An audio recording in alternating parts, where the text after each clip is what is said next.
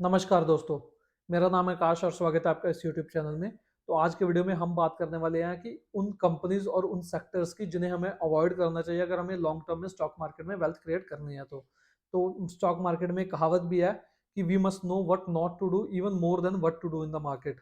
तो हमें ये पता होना चाहिए कि हमें क्या नहीं करना, तो हमारी आधी से ज़्यादा जो प्रॉब्लम्स हैं वो वहीं पे सॉल्व हो जाएँगी। और इसके अलावा मैंने उस पे भी वीडियो बनाया है कि कौन से ऐसे सेक्टर्स हैं जो लॉन्ग टर्म में आपके लिए वेल्थ क्रिएट करके दे सकते हैं, जिसका कि मैं लिंक डिस्क्रिप्शन में दे दूंगा। अगर आप वो वीडियो जाके देखना चाहते हैं वो भी वहां पे जाके देख सकते हैं।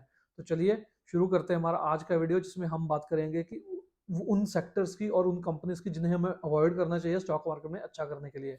लेकिन वीडियो शुरू करने से पहले अगर आप इस चैनल पर पहली बार आए हैं और अगर आपने अभी तक चैनल को सब्सक्राइब नहीं किया है तो चैनल को सब्सक्राइब कर दीजिए, क्योंकि यहाँ पे आपको ऐसा बहुत सा वैल्यूबल कंटेंट मिलता रहेगा जिससे कि आप सीखेंगे कि कैसे बने एक स्मार्ट इन्वेस्टर। तो चलिए शुरू करते हैं हमारा आज का वीडियो और सीधा चलते हैं हमारे सेक्टर नंबर 1 पे। तो सेक्टर नंबर 1 है एविएशन। तो एविएशन यानी कि एयरलाइन इंडस्ट्री। तो एयरलाइन इंडस्ट्री भारत में काफी ज्यादा तेजी से ग्रो कर रही है, लेकिन बावजूद इस ग्रोथ के एयरलाइन इंडस्ट्री में जो वैल्यू क्रिएशन है वो शेयर होल्डर के लिए पॉसिबल नहीं है। और उसका रीजन क्या है कि इनकी जो फिक्स्ड कॉस्ट है वो काफी ज्यादा हाई रहती है और साथ ही साथ इनके पास कोई भी प्राइसिंग पावर नहीं है। देखिए, कोई भी एयरलाइन जब अपने जहाज को एक जगह से दूसरी जगह लेके जाती है तो वहां पे जो उसका कॉस्ट है उसमें वो लगभग 90% जो कॉस्ट है, उससे भी ज्यादा जो कॉस्ट है उसका वो फिक्स्ड रहता है, क्योंकि उसको अपने स्टाफ्स को भी सैलरीज देनी है, वो भी फिक्स्ड है। उसका जो एयरलाइन में और सॉरी उसके जो प्लेन में तेल जाएगा वो भी फिक्स्ड है। प्लेन की जो मेंटेनेंस है वो भी फिक्स्ड है। तो सब कुछ फिक्स्ड है, उसका उनके जो कॉस्ट है वो मेजोरिटी ऑफ जो कॉस्ट है वो फिक्स्ड है। और उसके बावजूद भी वो अपनी सीट के लिए मन मुताबिक पैसा नहीं चार्ज कर सकते, क्योंकि at the end of the day ये एक कमोडिटी है। तो अगर आप और मैं कहीं ट्रैवल करने जा रहे हैं एयरप्लेन से, तो हम सबसे पहले ये देखते हैं कि सबसे सस्ता कौन बेच रहा है। तो इसीलिए सभी एयरलाइन में होड़ लगी रहती है कि उनको अपनी सीट्स को फिल करना है, क्योंकि उनका फिक्स्ड कॉस्ट काफी ज्यादा है और उसको कवर करने के लिए वो खाली प्लेन नहीं लेके जा सकते। तो उसको कवर करने के लिए उनको प्लेन में सारी सीट्स को फिल करके लेके जाना पड़ेगा और इससे उनके बीच में एक प्राइसिंग वॉर छिड़ जाती है। तो जो सबसे लो कॉस्ट सीट प्रोवाइड करता है वो कंपनी ज्यादा से ज्यादा पैसेंजर को ले जाती है। तो इसीलिए एयरलाइन इंडस्ट्री में सस्टेनेबल वैल्यू क्रिएशन जो है वो पॉसिबल नहीं है, और उसके साथ साथ इसमें कोई भी एंट्री बैरियर नहीं है। यानी कि आप और हम में से कोई आम आदमी भी उठ के एक दो प्लेन हायर करके किसी भी रूट पे उड़ाना शुरू कर सकता है। तो इसमें बहुत ज्यादा कोई एंट्री बैरियर्स नहीं है। हमें लगता है कि इसमें बहुत ज्यादा एंट्री बैरियर्स है, लेकिन बहुत ज्यादा बड़े एंट्री बैरियर्स नहीं है, क्योंकि आपको प्लेन खरीदना नहीं है एयरलाइन कंपनी शुरू करने के लिए। आप दो चार प्लेन हायर करके वहां से शुरुआत कर सकते हैं। तो इसीलिए ये दो तीन जो डिसएडवांटेज है उनकी वजह से इस सेक्टर में सस्टेनेबल जो वैल्यू क्रिएशन है वो पॉसिबल नहीं है। और यही इसीलिए आप देखेंगे कि भारत में और दुनिया में जितनी भी बड़ी एयरलाइंस हैं उन्होंने अपने शेयर होल्डर के लिए बहुत ज़्यादा अच्छी वैल्यू क्रिएट करके नहीं दी है। Even best of the best companies ने भी बहुत ही मीडियोकर रिटर्न दिए हैं। तो इसलिए मैं तो इस सेक्टर में कभी इन्वेस्ट नहीं करूंगा, और मैं उम्मीद करता हूं कि आप भी इस सेक्टर से दूर रहें तो आपके लिए अच्छा होगा। और अगर आपको जो एयरलाइन की ग्रोथ है उसको प्ले करना ही है तो आप इसकी प्रॉक्सी को देख सकते हैं। यानी कि जो कंपनी एयरलाइन की टिकट्स बुक करती हैं, जो एयरलाइन को पार्ट सप्लाई करती हैं, जो सपोज कोई बोइंग जो इंटरनेशनल कंपनी है वो, या उसको कोई पार्ट सप्लाई करता है, तो यानी कि इनकी एंसिलरी में आप प्ले कर सकते हैं इनका, अगर आप इनकी ग्रोथ को प्ले करना चाहते हैं। लेकिन डायरेक्ट एयरलाइन कंपनीज में आप इन्वेस्ट ना करें, वही आपके लिए बेहतर होगा। तो सेक्टर नंबर 2 है हमारा मीडिया। मीडिया से मेरा मतलब प्रिंट मीडिया और टीवी चैनल्स। तो प्रिंट मीडिया और टीवी चैनल्स को अवॉइड करना जरूरी इसलिए है क्योंकि ये एक डाइंग बिजनेस में है। तो आप देखेंगे कि जो प्रिंट मीडिया है या फिर कोई टीवी चैनल है, उनका जो मेजर सोर्स ऑफ रेवेन्यू है वो है एडवर्टीजमेंट रेवेन्यू और सब्सक्रिप्शन मॉडल। और एडवर्टीजमेंट रेवेन्यू में जब भी कोई उनके चैनल पे या उनके न्यूज़पेपर में एडवर्टाइजमेंट करता है तो वो उनको पैसा देता है। और सब्सक्रिप्शन मॉडल में अगर किसी ने न्यूज़पेपर को सब्सक्राइब किया है तो वो एवरी मंथ या एवरी ईयर जितना भी उसका सब्सक्रिप्शन चार्ज है वो उसको पे करता है। और व्यूवरशिप में चैनल की जितनी ज़्यादा व्यूवरशिप होगी उतना ज़्यादा उसका रेवेन्यू होगा। तो ये तीनों ही चीज़ें सोशल मीडिया के आने की वजह से बुरी तरीके से इम्पैक्ट हुई हैं। यानी कि जो एडवर्टीजमेंट रेवेन्यू है वो आज आप देखेंगे कि मेजोरिटी ऑफ कंपनीज प्रेफर करती हैं ऑनलाइन एडवर्टीजमेंट। वो चाहे फिर इंस्टाग्राम पे हो, चाहे फिर वो यूट्यूब पे हो, चाहे फिर वो गूगल के सर्च इंजन में हो, चाहे फिर वो फेसबुक पे हो, चाहे फिर वो ट्विटर पे हो, चाहे फिर वो स्नैपचैट पे हो। तो इन सब प्लेटफॉर्म्स पे जो मेजोरिटी ऑफ एड रेवेन्यू है वो वहां पे जा रहा है। और उसके साथ साथ सब्सक्रिप्शन मॉडल इसलिए खत्म हो रहा है क्योंकि आज की डेट में आपको लगभग हर एक न्यूज़ फ्री में मिल जाती है। वो आप ट्विटर पे देख लें, आप यूट्यूब पे देख लें, और कई इंस्टाग्राम पे भी कई ऐसे ऐसे पेजेस या ऐसे चैनल्स हैं जो आपको फ्री में लेटेस्ट न्यूज़ देते हैं। तो इस वजह से न्यूज़पेपर की कोई ज़रूरत नहीं है। तो इसलिए इन कंपनीज़ का जो दोनों रेवेन्यू सोर्स थे, जो मेजॉरिटी ऑफ रेवेन्यू कंट्रीब्यूट करते हैं इन कंपनीज़ को, वो धीरे-धीरे कम होते जा रहे हैं। तो इसीलिए ये जो दोनों बिज़नेस हैं वो डाइंग बिज़नेस हैं। तो इसलिए आपको भी इन बिज़नेसेस को अवॉइड करना चाहिए और मैं भी इन बिज़नेस में इन फ्यूचर कभी भी इन्वेस्ट नहीं करूँगा। तो अगर आपको करना ही है तो आपको उन सोशल मीडिया के प्लेटफ़ॉर्म को देखना चाहिए जहाँ पे धीरे-धीरे ये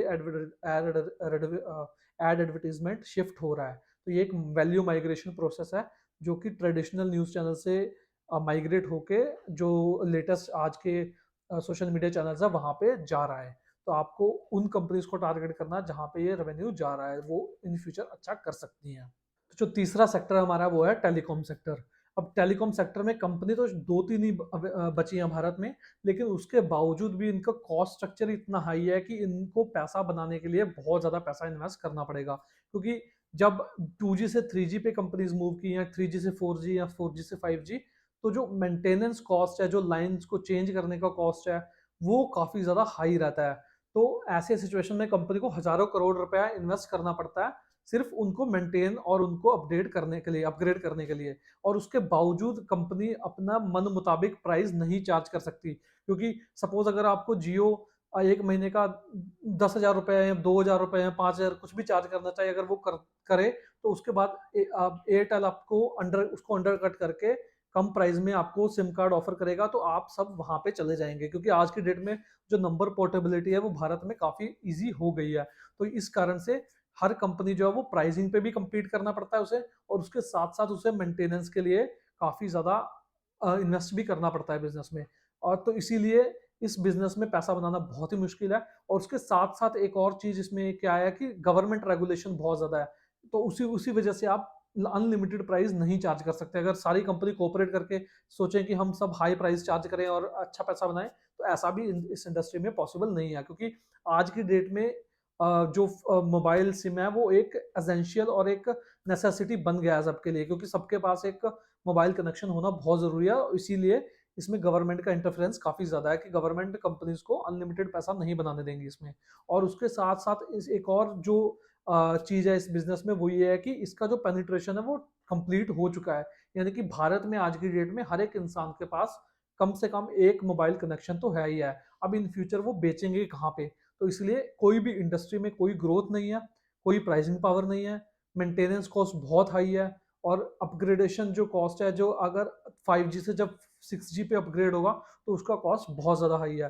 तो ये सब फैक्टर्स मिलके इस इंडस्ट्री को बहुत ही ज़्यादा लाइक अनअट्रैक्टिव इंडस्ट्री बना देते हैं, जिसमें बिल्कुल ग्रोथ नहीं है, कोई प्राइसिंग पावर नहीं है। रिटर्न ऑन इक्विटीज अगर आप देखेंगे तो इन कंपनीज के काफ़ी कम होंगे। उसके बाद इनको काफ़ी ज़्यादा कर्ज लेके काम करना पड़ता है। तो ये सब चीज़ें जब आप देखें तो इस इंडस्ट्री को काफ़ी ज़्यादा अट्रैक्टिव बनाती है, और इन फ्यूचर ये इंडस्ट्री मुझे ऐसा लगता है कि अच्छा नहीं करेगी। अगर आपको अच्छा लगता है कि ये इंडस्ट्री अच्छा कर सकती है तो आप उसमें इन्वेस्ट कर सकते हैं, लेकिन मुझे ऐसा लगता है कि ये इंडस्ट्री इन फ्यूचर अच्छा नहीं करेगी। तो चौथे टाइप की कंपनीज जिन्हें मैं अवॉइड करना चाहिए वो ये है कि companies that does business with government. तो इसका मतलब ये है कि अगर कोई कंपनी का जो मेन कस्टमर है या जो ओनली कस्टमर है वो गवर्नमेंट है, तो ऐसी कंपनीज इन फ्यूचर अच्छा नहीं करती। क्योंकि इसका रीज़न ये है कि एक तो काफ़ी मुश्किल है कि गवर्नमेंट से पैसा निकलवाना, और उसके बाद जो पैसा आता है वो भी 4, 5, 6, 7 महीने लग जाते हैं उसको। तो अगर आप देखेंगे कि जो कंपनी गवर्नमेंट को सप्लाई कर रही है उनकी जो वर्किंग कैपिटल है वो काफ़ी ज़्यादा, जो उसका साइकिल है वो काफ़ी ज़्यादा ब्लॉटेड रहता है, यानी मे बी 200 दिन 250 दिन बाद कैश मिलता है कंपनीज को। तो ऐसे सिचुएशन में अगर इस कंपनी को ग्रो करना है तो उसको और ज़्यादा कैपिटल की रिक्वायरमेंट होगी, क्योंकि उसका जो पैसा है वो वर्किंग कैपिटल में काफ़ी ज़्यादा देर फंसा रहता है। तो इस वजह से ऐसी कंपनीज बहुत कम चांस होता है कि अच्छा करती हैं। कुछ ऐसे पीरियड्स होते हैं जहाँ पे ऐसी कंपनी लॉन्ग टर्म के अंडर परफॉर्मेंस की वजह से काफ़ी ज़्यादा अंडर वैल्यूड हो जाती है, यानी कि मे बी 1, 2, 3 या 4 के पीई पे आपको ऐसे स्टॉक्स मिले और उसके बाद थोड़ी सी अर्निंग में ग्रोथ आ जाए, तो उस सिचुएशन में ये री रेट होकर 20, 22, 25 पे चले जाए और ये 4-5 गुना आपको रिटर्न दे दें। लेकिन अदरवाइज ऐसी कंपनी लॉन्ग टर्म में वेल्थ क्रिएट करके नहीं देती। और जब भी आप सिर्फ री रेटिंग के लिए प्ले करें ऐसी कंपनीज को, वहां पे आपका एग्जिट फ्रेमवर्क होना बहुत जरूरी है, यानी कि आपको पता होना चाहिए कि कब इस कंपनी को बेच के निकलना है। तो अगर आपको सस्टेनेबल वेल्थ क्रिएशन चाहिए तो इस तरह की कंपनीज में भी आपको इन्वेस्ट नहीं करना चाहिए। और इसके अलावा जो मैंने वीडियो बनाया था जिसमें हमने 4 सेक्टर्स के बारे में बताया था जिसमें आप लॉन्ग टर्म में वेल्थ क्रिएट कर सकते हैं। आप वो वीडियो ज़रूर देखें जाके कि आपको पता चलेगा कि कौन सी तरीके की कंपनीज़ में आपको इन्वेस्ट करना चाहिए। तो इसी के साथ हमारा आज का वीडियो यहीं पे समाप्त होता है और मैं उम्मीद करता हूँ इस वीडियो से आपको काफ़ी कुछ सीखने को मिला होगा। और वीडियो के अंत में मैं आपको कुछ ऐसे कॉमन फैक्टर्स बताना चाहता हूँ जो इन सभी सेक्टर्स में कॉमन है और इन सभी कंपनीज या सेक्टर्स को आप अवॉइड करें जिनमें आपको ये सब ट्रेड्स दिखें। तो सबसे पहला ट्रेड है no pricing power with high fixed cost. तो इन सभी सेक्टर्स में हमने देखा कि सभी कंपनीज की या सभी सेक्टर्स में जो फिक्स्ड कॉस्ट थी वो काफ़ी ज़्यादा हाई थी और उसके बाद जो प्राइसिंग पावर थी वो बिल्कुल भी नहीं थी। अगर फिक्स्ड कॉस्ट के साथ प्राइसिंग पावर नहीं है किसी कंपनी के पास तो वहां पे वेल्थ क्रिएशन बहुत ही मुश्किल है अनलेस वो कंपनी बहुत ज़्यादा अंडर वैल्यूड है, वो सिचुएशन डिफरेंट है। उसके अलावा जो दूसरा ट्रेट है वो ये है कि नो और very few entry barriers with no customer loyalty. तो टेलीकॉम सेक्टर हो गया या एविएशन सेक्टर हो गया या मीडिया सेक्टर हो गया तो इसमें एंट्री बैरियर्स बहुत कम है। मीडिया में और टेलीकॉम में फिर भी हैं क्योंकि गवर्नमेंट रेगुलेशन है, लेकिन एंट्री बैरियर के साथ साथ जो उनकी कस्टमर लॉयल्टी है वो बिल्कुल भी नहीं है। यानी कि अगर जहाँ पे उनको सस्ता दाम मिलेगा वो वहां पे चले जाएंगे कस्टमर्स। तो जब भी आपको ये 3-4 ट्रेड किसी एक कंपनी या किसी एक सेक्टर में दिखें तो आप उस सेक्टर को अवॉइड करें अनलेस वो अंडर वैल्यूड है बहुत ज्यादा बुरे तरीके से कि जहां से आपको री रेटिंग हो सकती है उस स्टॉक की या उस कंपनी की।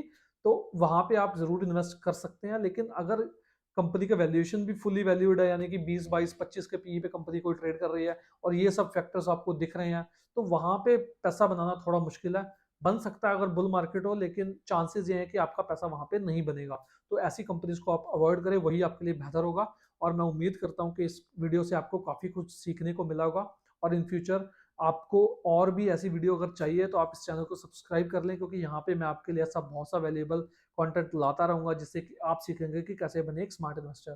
तो चलिए, बहुत जल्द मुलाकात होगी एक और ऐसी ही बेहतरीन वीडियो के साथ। तब तक के लिए रखिए अपना बहुत सा ख्याल। धन्यवाद।